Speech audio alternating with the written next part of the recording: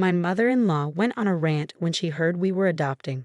She said she couldn't bear the idea of Nancy's biological child being her first grandchild.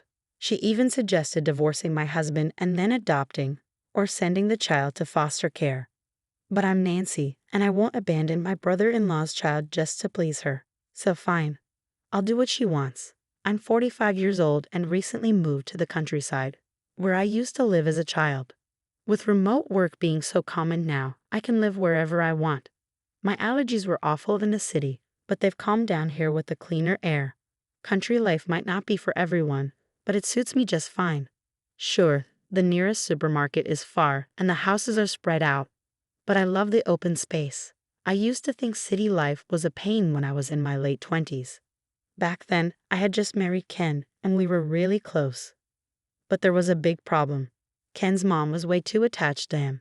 It makes sense, since he's her only child. She'd call his work just to talk to him, and she'd hassle his girlfriends like crazy. She did a lot of weird stuff out of love for her son. Ken was really bothered by her when we were dating. He kept me a secret from her to protect me from what he called the evil queen. He was worried she'd treat me like she treated his exes. But once we got married, I couldn't stay hidden. Ken finally told her about me, and her reaction was intense. I heard her on the phone saying, "Let me meet her. If she's no good, I'll put her in her place." She must have felt shocked. She thought her son was all hers, and then suddenly there's a new woman he wants to marry. Why did I marry a man with such a mother? Simple. I loved him. That was the only reason. When I was sick, he'd take care of me, making me porridge and shedding tears at sappy movies. He even helped lost kids find their parents, even if it meant being late for our plans. He might not always seem competent, but deep down, he's really kind. That's what I adore about him, and why I wanted to be with him. So, no matter how difficult his mother might be, I was ready to face her. Loving couples overcome obstacles, and in the end, they live happily ever after. That's the classic tale. But don't worry. When I met her for the wedding, she immediately threw a vase at me, shouting, "You thief cat." Can you believe people actually say thief cat? I was prepared, but her attack caught me off guard. A woman who never acknowledged me during our dating days didn't seem fit to judge. My son deserves someone better. I won't accept an orphan as my daughter-in-law, she went on. Yes, it's true. I don't have parents. My dad passed when I was in high school and my mom died when I was 20. I don't come from any special background, and by the time you hit your 40s or 50s, most people have lost their parents. Using that as a reason to disapprove of our marriage was just wrong. Luckily, my father-in-law stood up to her. You can't judge someone's character just based on their past. It's rude. Ken is old enough to make his own decisions. Just let him marry, he argued. But my mother-in-law isn't one to easily listen to her husband. In the end, she never officially accepted our marriage, so we secretly tied the knot on her father-in-law's advice.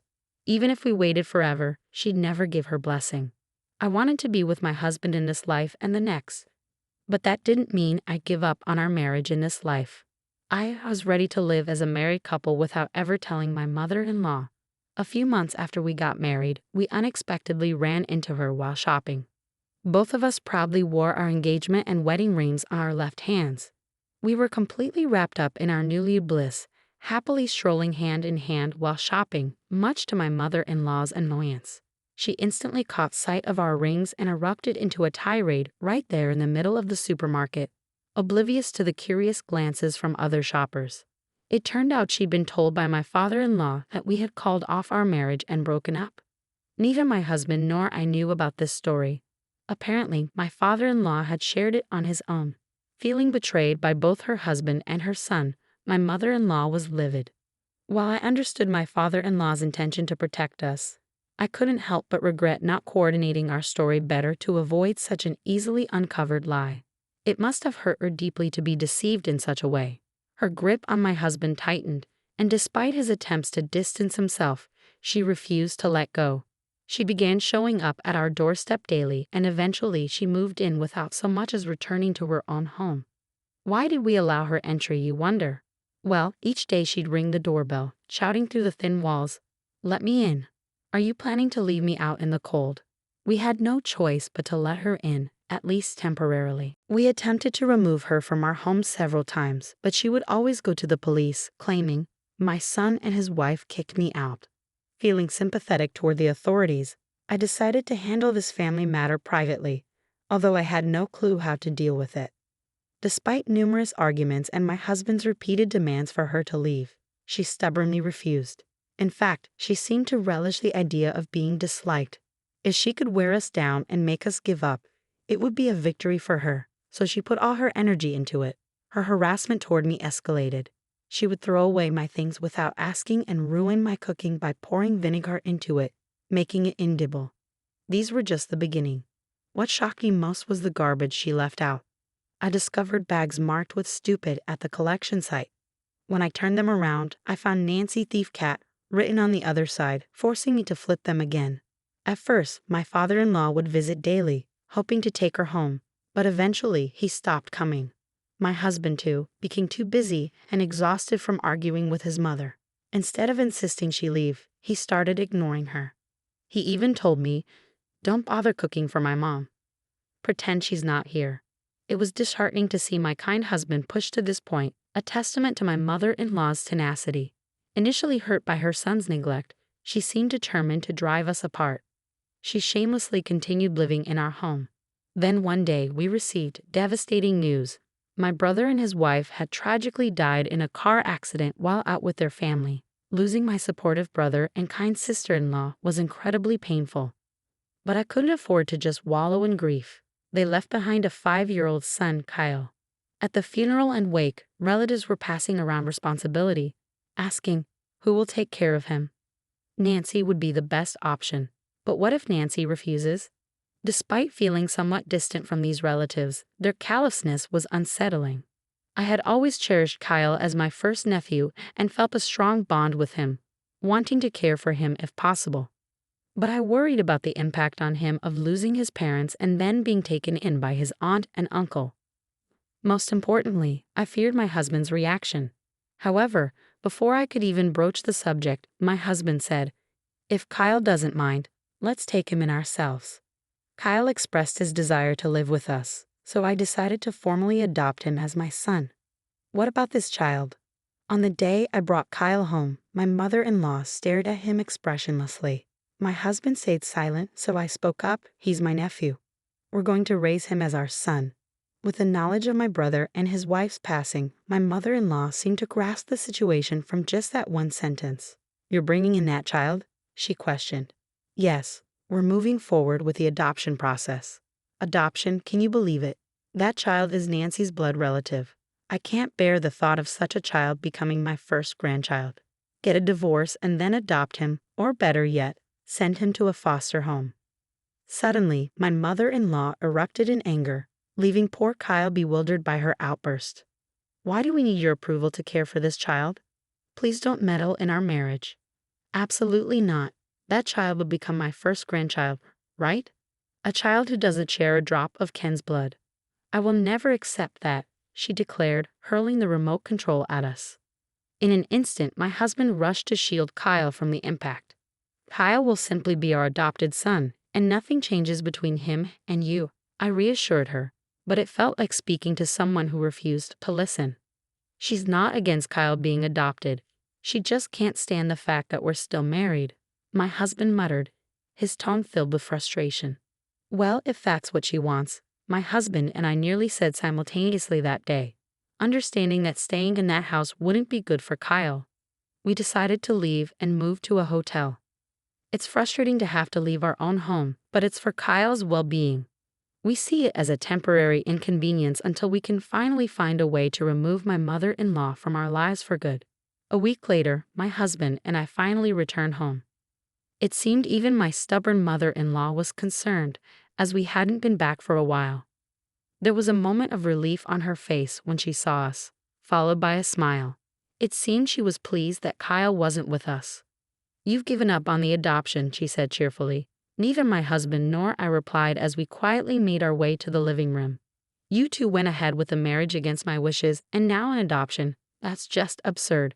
But at least you've come to your senses," she muttered to herself. My husband sat silently, taking several pamphlets out of his bag and laying them out in front of her. Choose any place you like, he said. She was taken aback by the pamphlets and my husband's words. What's this?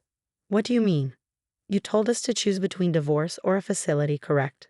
Well, we've chosen a facility for you, my husband and I said with sly smiles, causing her expression to stiffen. She looked at my husband in panic, but he responded coldly. Do you think we're joking? I'm dead serious. I'm only in my 60s. I can't go to a facility. And remember how you hid my belongings, despite me telling you not to. I added. She didn't know how to respond to my accusation. That was just a mistake. It's a sign of dementia, she stuttered. Also, you always make a mess of the room after I've tidied it up, my husband chimed in. Her expression tightened. I'm getting older, so that's not acceptable. It could be an early sign of dementia, losing the ability to tidy up or starting to collect junk. And Mom, you've been hoarding items from that pop star. Those are just useless junk, right? I remarked. Well, that's another sign of progressing dementia, my husband chimed in. As we confronted her, she burst out, What's gotten into you two? You gave us the choice between divorce or a facility, so we chose the facility. Right on cue, the doorbell rang. Looks like they're here, my husband said casually. I nodded and hurried to the door, where my father-in-law stood waiting. Sorry for the delay, he apologized. Observing the scene, my mother-in-law looked bewildered and asked, Why is he here? With a mischievous grin, my husband quipped, Since it was either divorce or a facility, let's go with divorce. Caught off guard by my father-in-law's sudden mention of divorce, she was left speechless. Nobody specified whose divorce or whose stay in the facility. We decided it's your divorce and your move to the facility. Why do I always end up being the scapegoat? She muttered as my father-in-law began to argue, insisting that she wasn't at fault. My dear, it seems you've abandoned everything, including our home, and caused nothing but trouble for our son, my father-in-law scolded. I've repeatedly told you to come back home, stop bothering our son, and take care of the house. What are you saying, acting like some old-fashioned dictator? Take care of the house yourself, she snapped. Of course I am, but you've taken on too much, like all that community work, right? Your absence has left the house empty, and now I'm left handling everything. Naturally, I have complaints, my father-in-law fired back. Yes, my mother-in-law, who once relished being a stay-at-home mom, seemed to have overloaded herself with community responsibilities, like paperwork and event planning. Since she started neglecting her duties at home, I chimed in. Not wanting to burden the community association, my father-in-law has been struggling to juggle both his job and the tasks she left unfinished. He stopped fetching her because he got too wrapped up in community affairs, my husband explained. I'm exhausted by all this. It's becoming overwhelming. You need to choose between divorce or going to a facility, I asserted. This can't be right. I'm not the one at fault here. I won't go to a facility, and I don't want a divorce. It feels like everything might fall apart just by being around you, she protested. Seeing my father-in-law's exhaustion, my mother-in-law seemed to realize that it was all coming to an end and simply hung her head. You've been plotting to divorce us, but you should cherish your husband. He's a human being too, and he might just divorce you. Oh wait, he is divorcing you. I chuckled. This must have irritated her, but she remained silent. Perhaps she no longer had the energy to argue. And so my in-laws divorced, and Kyle officially became our son. As we proceeded with the divorce process, my mother-in-law returned to her marital home. Meanwhile, my husband and I moved secretly with the assistance of my father-in-law. As of now, she hasn't been able to locate us. With limited finances and little knowledge of the internet, it's doubtful that my mother-in-law could track us down out of state. However, since the property originally belonged to my father-in-law's family, she was swiftly evicted and divorced. Apparently, during the chaos of the divorce, she had pleaded with my father-in-law not to divorce her, even begging on her knees, claiming she didn't want to divorce at her age. As a homemaker, she had no savings. She attempted to claim a portion of the assets, but since there wasn't much to begin with, she has been struggling to make ends meet on her own. Despite needing assistance, both my father-in-law and husband have distanced themselves from her. She attempted to rely on a distant cousin she hadn't been in touch with for years, only to be turned down with the explanation, "We can't afford to support another adult. You need to fend for yourself. She should seek employment instead of relying on others." But she has yet to do so. However, I'll keep that observation to myself. In the meantime, my husband and I have welcomed a daughter, Camila, into our family, and Kyle is thriving in his new home with us. Camila grew up believing Kyle was her biological brother until she reached junior high school. Although we've since revealed the truth to her, their bond remains unshaken. Kyle plays various roles in Camila's life. Sometimes a brother, sometimes a parental figure, always watching out for her. When a neighborhood boy bullied Camila in elementary school, it was Kyle who rushed to her aid first, not us. If Camila ever decides to marry, I'm sure Kyle will be even more discerning of her potential suitors than my husband. Kyle, who initially struggled to express affection, now affectionately calls me Mom and has grown particularly close to my husband, spending weekends fishing together.